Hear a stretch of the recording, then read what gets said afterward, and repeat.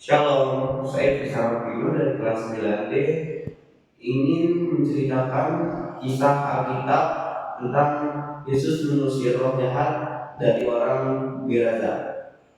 Cerita ini bersumber dari animasi anak sekolah minggu. Cerita ini juga terdapat pada kitab Lukas 8 ayat 26 sampai 35 dan Markus 5 ayat 1 sampai 20.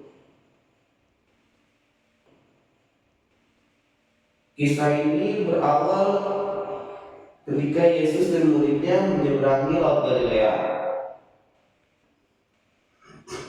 Lalu mendaratlah Yesus dan muridnya di tanah Gerasa yang berada di seberang Galilea. Lalu Yesus didatangi oleh orang yang dirasuki setan-setan dan sudah lama tidak berpakaian dan dia tidak tinggal di dalam rumah melainkan di dalam pekuburan. Ketika ia melihat Yesus, ia berteriak lalu tersungkur. Dan ia berkata dengan suara keras, "Apa urusanmu dengan aku, hai anak Allah yang maha tinggi? Aku memohon padamu supaya engkau jangan menyiksaku." Dan Yesus bertanya kepadanya, "Siapa namamu?" Jawabnya, "Legion," karena dia dirasuki oleh banyak setan. Lalu setan-setan itu memohon kepada Yesus supaya ia jangan memerintahkan mereka masuk dalam jurang maut. Lalu dilihatlah sejumlah kawanan babi yang sedang mencari makan di lereng gunung.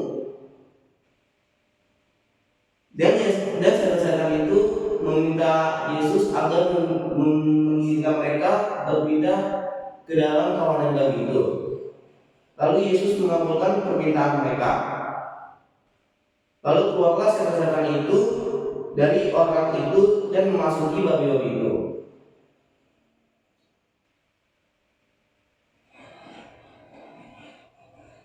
Keadaan di lereng gunung menjadi sangat riuh karena kawanan babi yang dirasuki oleh setan itu. Lalu kawanan babi itu terjun dari jurang hingga mati lemas.